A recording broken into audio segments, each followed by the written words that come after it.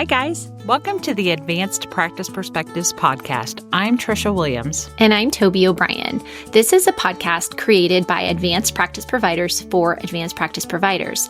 Our goal is to provide you with education and inspiration. We will be chatting with pediatric experts on timely key topics and giving you an inside look at the various advanced practice role at Children's Mercy. Today, we will be chatting with Melissa List and Molly Guion. They are both pediatric nurse practitioners at Children's Mercy, Kansas City. They co-manage our advanced practice education program and are both passionate about promoting advanced practice education. We will be having a conversation around how to get the most out of your experience as an APRN student. They will share some important details to consider for students beginning their clinicals at Children's Mercy. Welcome to the podcast, Melissa and Molly. Thank you for having us. You are so welcome. Tell us a little bit about yourself, whoever wants to start. I'll go ahead and go first. I am Melissa List. I have been here at Children's Mercy for the last 6 years. Prior to that, I was working in Dallas, Texas. All my clinical background is in bone marrow transplant and have been in this job now with Molly since November. We're really excited to be here and so glad that you're willing to have us. Molly, you're up. My name is Molly Guion. I've been at Children's Mercy going on 15 years this fall. I've been a nurse practitioner since 2020, and my clinical work has been in the pediatric ICU. Well, we are both so excited that you guys are here today. It's pretty rare to get 4 people together at once, so I'm excited to have this conversation today. So let's get started. We want to know, what do you guys feel like students need to know prior to starting their clinical rotations at Children's Mercy? You know, something that we have found to be extremely imperative is that our students who are coming here for clinical experiences understand that we are collecting all of their requests through our centralized office, which our APP office is literally just Molly and I. So we sound fancy, but it's us. Fancy girls. Yes. And so those requests are all centralized through us so that we can handle a myriad of things, including compliance and optimizing clinical placements for everybody who wants to come and do clinicals here at Children's Mercy. Yeah, and I think to talk on that too, we get a lot of questions of why do students have to go through one office? Why can't they just reach out across the institution and find their own preceptors? Well, it really is because there's so many things we have to consider when we're matching students with preceptors, which we can get into a bit later, but just wanted to say that out loud, that oftentimes that's a big question we get from our students. And it's really like a giant puzzle that we're putting together. So we're really working in the best interests of the preceptors and what their schools are requiring and making sure that we're meeting their needs and that we are also not burning out our preceptors here at Mercy as well. Those are some great points. It does sound like a big puzzle and probably does need to be well thought through and organized. So I think we appreciate you guys bringing that to the attention of everyone. I'm sure they're wondering that, and that's a good point. So thanks for addressing that one. I think that we have limited number of preceptors and a large amount of students. And so everybody needs primary care hours, right? And so we only have so many primary care advanced practice providers that then you have to start funneling them into subspecialties. And I'm sure there's a lot of different requirements from the multiple institutions that we support students from. So can you talk a little bit about that and about how that plays into a role and things that people should consider prior? I think that's a really good point. Something that is just globally of issue, I think all of us can speak to being nurse practitioners, is it's rough out there to get clinical hours, period, which is going to be a surprise to no one. And so, Molly and I have actually had really insightful conversations about this, that before you even start school is looking at your program and seeing what kind of relationships and assistance you're going to have in terms of helping you facilitate those clinical hours. Our needs here at Mercy are ever changing. We do our absolute best to prioritize our employees who are going back to school here at our institution because they're an investment for us. We offer generous tuition reimbursement and really the max that the federal government allows. And so we want to make sure that we're essentially returning on that investment by making sure we're educating people the best that we possibly can. And then you also brought up a good point about all the different schools and what they require. So between the different programs that are out there for nurse practitioners, at Children's Mercy, we're primarily looking at our primary pediatric NPs, our acute care pediatric NPs, and then FNPs as well. We hire so many other kinds of NPs, but those will be the three that we can kind of talk about today mostly. But even amongst those 3 degrees, people choose a wide variety of schools to achieve those certifications. And so each school has its own criteria, either based on the state it's located in, because we know that a lot of students have an option to do virtual programs, but then also their coursework may have different clinical requirements and different expectations. And so we have to be able to match that as well. Gigantic puzzle. Yes. So it's like sure. not even talking about different degree seeking opportunities that the students have, but the multiple states that they can be getting that education from based on virtual. Plus, we straddle Kansas and Missouri. So we have to think about those requirements. So I applaud you guys for trying to figure out and debunk the puzzle. Well, and then like Melissa was saying, when you're looking at going back to school, a lot of students are so excited and they look at all different programs and choose the best one for them. But then additionally, something to keep in mind is where you plan to practice as a nurse practitioner, because states also have criteria based on credit hours, clinical hour requirements, just to obtain initial licensure as a nurse practitioner. And so we've seen recent changes in the states that we live in, just here, like you said, straddling Kansas and Missouri. And so those are things to keep in mind as well. What are some things that we could help students sort of think through once they've been matched and have a preceptor at Children's Mercy? What's kind of the next steps in some of your kind of top priorities that students should know before they come into their clinicals? I think probably the first piece that we want them to understand is once you have been matched and you get that initial email, please celebrate because we're all very excited for you. And then also please read the rest of the email because the rest of that email contains some pretty important instructions on that compliance piece that we alluded to a little bit earlier. And that can be kind of a rigorous process and it can feel a little bit daunting in that a lot of the things that we unfortunately have to ask for to be resubmitted through our system are things that employees have already had to do, and you probably already had to do for school. We promise we're not trying to make anybody's life harder. It is just the rules. They are not our rules. We just unfortunately have to make sure that they're followed. Yeah, and a lot of those regulations come with immunization status, background checks to ensure safety of our very specific patient population. So we want to make sure that each student's coming on site as a learner, whether they're an employee or not, and meeting all those requirements and expectations. I remember being a student long ago as a new APP student in my journey, and there's a lot of those documentations that you have to upload. And so it's just knowing and, like you said, making sure you read that email. So once you're ready to start scheduling your time with your preceptor, what are some important things and some important tidbits for the student and maybe the preceptor alike? I think for the students, it's really important to know that their preceptor may have specific hours that they set aside to have students with them, or days that they may be on vacation, or they're orienting a new APRN to their department. And so the scheduling can be a tricky part for preceptors as much as it can be for students, because we know that a lot of our students are still currently working. And so to be open-minded as a student and reach out to your preceptor once you know who those people will be and start working with them and see what their schedule can look like. That way you can help facilitate by working around it and optimizing the days that you can be with them. So reaching out to them is the key because often preceptors will see these emails and just be waiting for the students to make that first move. Well, and when that first move is made, I think the other really important piece of that is not to make anybody sweat, but like this is the first communication piece in a semester-long job interview.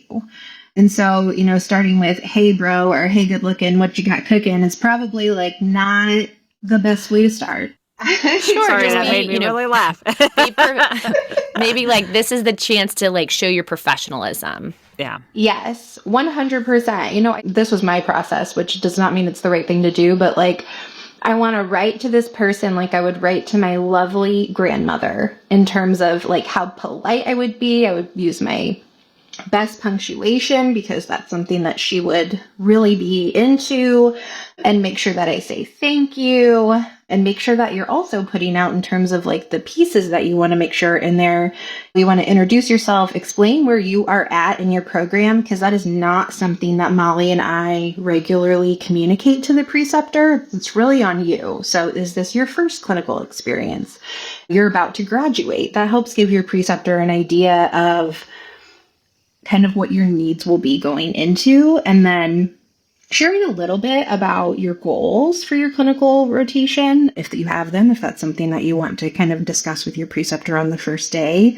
And then also asking about attire and expectations in terms of what does everyone wear? Generally speaking, in the critical care areas, scrubs are acceptable. Is it business casual? We certainly don't want anybody showing up in yoga pants or messy buns, which is comfy, but not the norm. And then kind of what time they would like you to be there, because sometimes preceptors prefer that you arrive a little bit after them. Sometimes people like to arrive early to pre-round, and kind of sussing those things out in those primary communications. On the note of attire, we just want people to remember, if you're an employee of Children's Mercy and coming on site as a student, that we really need you labeled as a student. And so attire at Children's Mercy is really open for our nursing colleagues and NPs alike to include Children's Mercy t-shirts and sweatshirts that we all know are so cute and so comfortable. But sometimes they'll have departments on there that delineate where you work. And so if you work in a primary department and have attire specific to that place, we really ask that you don't wear that when you're on site as a student. It can be confusing for the medical team, patients, and caregivers. If you're arriving and looking, like a nurse that primarily works in urgent care, and now you're in a critical care unit, you're wearing an urgent care sweatshirt, can be confusing for the families and then people on the team as well. So we really ask that you keep away from wearing that kind of clothing, and then make sure to wear your student badge. And then any other rules or guidelines that are defined by your school for attire, that you should be following those as well. I like the idea of the introduction email, making it like as your cover letter to your application kind of thing. I know I've had a lot of students in the past that is just like, hey, thank you for being my preceptor. What does your schedule look like? Those kinds of things would be very helpful as a preceptor to give you that learning opportunity that you need and to kind of set you up for success. And students may not think about this often, but preceptors sometimes have more than one student in a semester. And so I'm sure you've had semesters where you've had 2 or 3 students, and being able to know, yes, where each person's at or what their expectations are helps you then know what days to set aside for those people or what would be the best opportunities for them based on your own schedule. Well, and then it's like to start off too with like charting. If you're in your last semester and you've done all your clinicals at Children's Mercy, I'm going to assume you should be charting. Versus your first rotation, you're going to be observing a lot. You're not necessarily going to be charting in a subspecialty clinic that I work in, kind of thing. So that's very helpful. I like that helpful hint. Yeah, and then I think too, also, when you first reach out to the preceptor, you may not have goals aligned or well established of what you want out of that specific rotation. But it is good before your first day to come up with those, and to be able to communicate that with the preceptor to make sure the preceptor understands what you want out of it, but then also that they may be able to meet those goals. Because you may have goals that are unrealistic. So if your expectation out of this rotation is to become really apt at writing H&Ps, but that preceptor doesn't do that in their area of work, then you may want to be able to communicate that with each other so that you know that I'm not going to get much experience here writing H&Ps, but we can figure out something that will be helpful for your learning while you're here with me. Sure. It's just like that failure to plan is a plan to fail. So just coming up with a plan of what you're hoping to learn and communicating that, I think, really sets students up for success for sure. Yeah, then the other thing too is that like every rotation may not be your dream job. You may not necessarily want to go work an ENT clinic or an urgent care or the critical care areas, and you may have a dream job in mind. But ultimately, everyone has to take boards, and all of these experiences that you're going to get are going to help you with your board exam prep. And so using each experience will be helpful for not just board exams, but also everyone, even though we all practice very differently in different parts of the hospital and within the clinics, there's so much that you can take away from each rotation. And so keeping that open mind, I think, is also important. I think it's also important, say you're in your last semester and you do already have a job, or you know that you're going to get your dream job, let your preceptor know, because then it's like I had a student who was going to go work the cardiac floor and be in the heart center. And so she told me, so I led her education process through ENT of things that she would see on a cardiology standpoint from ENT, like you can have a unilateral vocal cord paralysis, or you're going to see this and this and this, and let's talk through this process. So it can also help tailor your educational process too, if you know that, and share that with your preceptor. Absolutely. And I think it really speaks to your willingness to learn and your willingness to be just a human who is able to interact with other humans, to acknowledge that you have something to learn from everybody that you meet. And I think that something that is not always paramount for new APP students to understand is that word travels fast around our institution. And so even if it is not your dream job, you wake up every morning and you pretend like that is the best place that you could possibly have imagined to be. And I think one other piece that I got feedback from my preceptors while I was in nurse practitioner school is that when I reached out to them, I also asked if there was, certainly not demanding additional reading, but if there was anything that they recommend that I familiarize myself with in terms of the literature prior to arriving at clinical. And 99% of the time, I got an attachment back with plenty of articles to read and to review prior to stepping foot. Not that they expected me to know all of that, but it was great to have references going into the clinical experience and at least a place to start. Do you have any recommendations for how students should interact with their preceptors, some boundaries to think about with their preceptors, that sort of thing that can help guide new APRN students? Yeah, I think just remembering often that your preceptor volunteered their time to do this. It's not mandated that we put students with NPs throughout the institution. And we also, when we send out the student request list, ask for preceptors to submit their names and how many hours they'd be willing to precept for that upcoming semester. And we're always so amazed and thankful for all the preceptors across Children's Mercy that submit themselves for taking on students in the upcoming semester. But they volunteer that time. They're excited to have you there. And also keeping in mind in that communication with your preceptor that there are certain things that will come up with patient care that will have to come first. And so while you are there to learn, your preceptor may at times have to prioritize patient care to get those things accomplished and done, and then focus on some learning opportunities later on in the day or after those things have been completed. And so just be mindful of those appropriate times to ask questions. Use the current resources you have to look up answers to questions that you may have if they seem like they're busy or dealing with something else. And just continue to prove that you're a motivated learner. And while they're dealing with those other things, don't just sit there on your phone. Take that time to work on some things and do things that might help you later on in that rotation.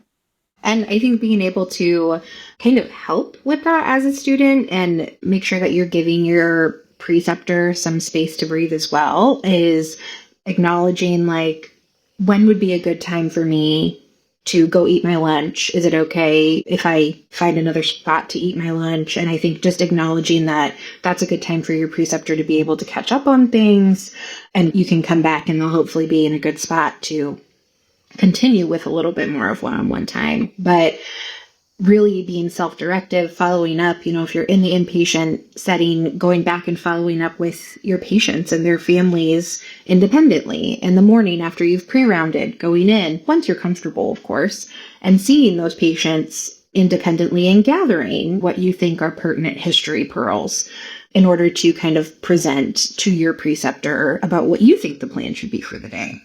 Those are great points. I think all of those things just help contribute to forming really good relationships with your mentors or your preceptors that can help you down the road. So I have many students and I still will communicate with some of my preceptors about things. So I think that just builds really good, healthy habits with colleagues.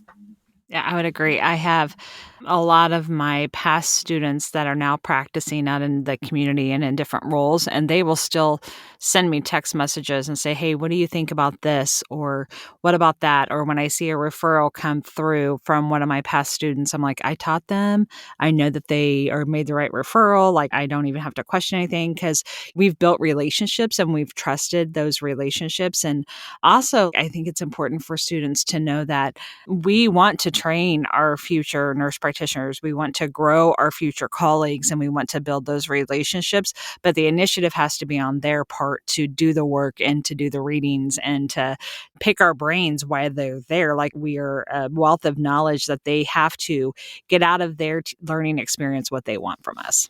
Yeah, and on that too, to remember that with those very specific areas where there might be an overwhelming sense of knowledge, that you want to walk away from it knowing everything. So I just think of like you guys in ENT working there, that if someone's doing a clinical rotation for one semester, the goal is to walk away with just enough information about ENT, not all of the information. And I think sometimes as students, we put that on ourselves where we didn't learn absolutely everything. And so it's just, as a student, remember, your goal is to get exposure in these different areas and to learn, but you will not walk away, unfortunately, from one clinical rotation with all the knowledge you're going to need as a nurse practitioner. It is such a process that we have to build upon slowly with time. Well, and we don't even know everything, right? In our own subspecialties, we're learning every day. But I think to build those connections, to have those people to lean back on is really important and valuable. Like, I know there are some students that I've had 5 years ago that I still stay connected with. And there's some that I had 2 years ago that I couldn't even remember what they look like. Not to say it's because of they invested into their knowledge, and others I think were just there to fill the requirements. So I don't know if that's fair to say or not, but that was kind of my experience.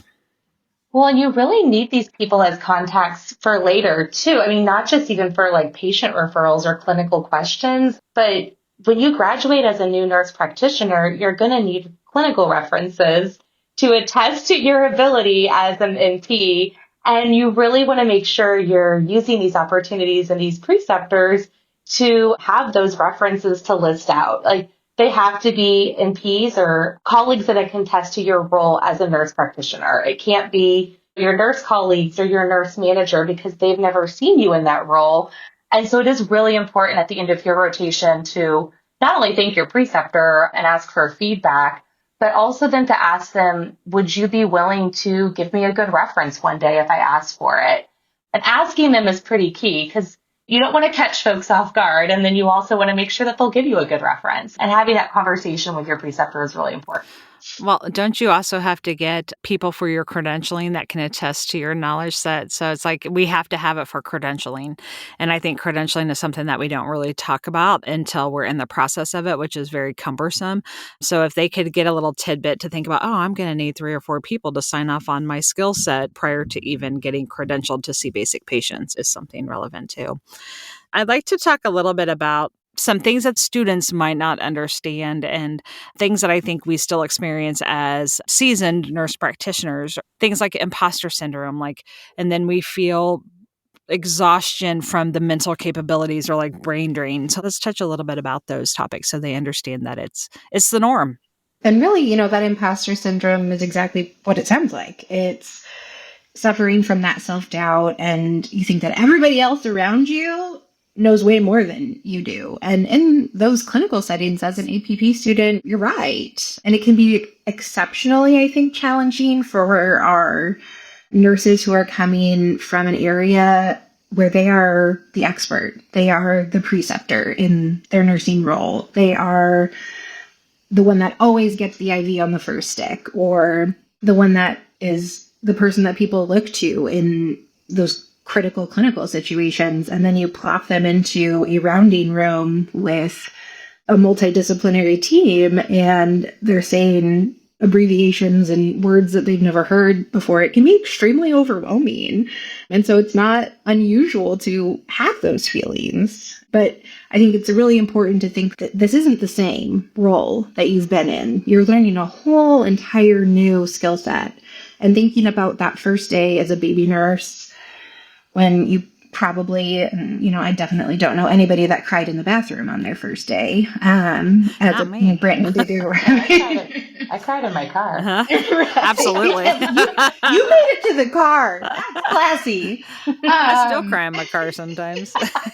Same. Well, when you think about how far you've come, Yeah. like you are so established in your RN career that you feel comfortable going back to school and building a whole nother knowledge set. So I don't think there's a fix to it, but it's definitely a real issue. And you're not alone in those feelings. Absolutely. I always go back to the old nursing theory of novice to expert. And so, when you go back to school, I think that everybody who goes back thinks that, okay, they're an expert at their current role as a nurse. And so it's time to move forward. But then you drop back down to that novice line. And that's kind of a hard pill to swallow, but just acknowledging it and knowing that eventually you'll get to that expert to where you're precepting people and you have a whole group of people and team of APPs that want to see you succeed and will help you get there. Yeah, it's very humbling. Like when you think about how that happened as a brand new nurse, there's not one moment that you could probably identify that you stopped having that feeling. So I think that's the other thing to keep in mind for our NP students or even just newer NPs. I mean, imposter syndrome can really extend for a little bit beyond your graduation. Well, and I think it's all about having a growth mindset too, because I think like at the end of the day, we're all still learning all the time. And if you reach a point that you don't feel like you're learning anything new, then maybe you need to be trying something new. So I think that that's kind of something you're just kind of constantly challenging yourself. And that's how we're going to improve patient care and like advance in our healthcare systems is just always trying to learn the next new thing. Yeah. And in regards to brain drain, like that's just that physical exhaustion that you feel after an active day of learning, which most students are probably just perpetually living in that state. Yes. And so it can feel probably even more overwhelming when you start those clinical rotations because you're going into these specific areas and then you're just getting hit with all this new information and can feel overwhelming. And so it is important to just recognize that that's normal. It happens. And when you can, take even those small moments of time for yourself. And not that I'm endorsing car crime, but if it's time in your car to listen to a podcast that you really enjoy, like this one, or listen to music that you really enjoy, just those even 10-minute drives could be helpful in terms of taking that time. It's quiet or just silence in your car and really kind of enjoying that moment because it's hard to be in school and we all remember that we were there. It's hard to work and go back to school. It's hard to work, go back to school, and everybody has a family, right? Regardless of who makes up that family, but have things that are important to them and just balancing it all out and knowing that sacrifices have to be made. And brain drain is real. It happens to all of us still. And an active day of learning even makes it harder. So after you finish your semester-long interview, as you put it, or your learning opportunity for that semester, and you finish clinicals, kind of what are some advice or some things that you want our students to know? Yeah, I mean, first celebrate, like you did it. Way to go. Do a little happy dance or like whatever tickles your fancy. And then make sure that you thank your preceptor. Being intentional and giving them a handwritten note on your last day, or at least sending them an email and letting them know that you appreciated their time. Like you guys so astutely said, these are relationships that hopefully will last the duration of your professional career, and making sure that people are getting recognition for the time that they're volunteering within our institution is kind of the minimum you can do. And then also keep in mind that your school, your program may have specific paperwork that needs to be done. And so giving your preceptor opportunity and time to get that completed is important. It can be overwhelming for a preceptor if they're emailed a bunch of forms that they need to print off and sign for you. And you were supposed to submit those to your program last week, and now you're asking them to do it today. And so if you know you have things that are due, you need their signatures on, or you know that you have an evaluation from your school that they need to fill out by a certain date, communicate that in advance with them. That way they can make sure that they can get that done on your behalf. I love that. Well, I'd love to just kind of sum up some of your best clinical tips and tricks for any of our listeners, just so they can take away a few things. And so I think maybe some of the most important things I heard you guys talk about was, number one, always arrive on time. Just make sure you've communicated beforehand so you know like what to wear. Make sure that your preceptor knows like who you are, where you came from, kind of your background. And number two, remember every rotation has something to take away from it. So it might not be your dream thing, but you still have something to take away from it. Number three, remember that your preceptor volunteered their time. So just take the time to kind of talk through when they think is best to communicate any questions you might have, and show them that you're a motivated learner. So maybe you take notes, or maybe you ask for additional resources, those sorts of things. And then finally, just remember that imposter syndrome and brain drain are real things, and they're very normal. And take some time for yourself. Yeah, and I think I just want the students out there to know that we are here to help you succeed. Molly and Melissa kind of lead the charge, but I think I can speak for most advanced practice providers that we are there to help you succeed and to use as resources. So just know that we got you. I mean, and we are so grateful for our preceptors like Trisha and Tobie, who are willing to donate their time and really help create our workforce pipeline here at Children's Mercy. Your experience is invaluable. I think our preceptors really, it makes our jobs more enjoyable to have students with us. It's so wonderful to see how excited they can be about the area of work that you just see. Sometimes it's like, oh, I'm just going to work today. And then you have a student with you and their face lights up when they catch on to something, or they get to experience something they've never gotten to see before. And so having a student really does enhance my job. And I know a lot of our preceptors feel the same way. It also helps my knowledge too, because sometimes they'll ask me questions and I'm like, ooh, very good question. I don't know the answer. Let's look it up. Let's talk about it. Let's investigate it, And so I find it that I learn just as much from them as they do from me. Mm-hmm. Yes, sure. For sure. Yeah. Well, it was so great to have you guys on, Melissa, and I'm sure this podcast will be utilized throughout multiple years to help our students be successful. So we thank you for your time. Thank you, guys. Thank you so much. Thanks, ladies.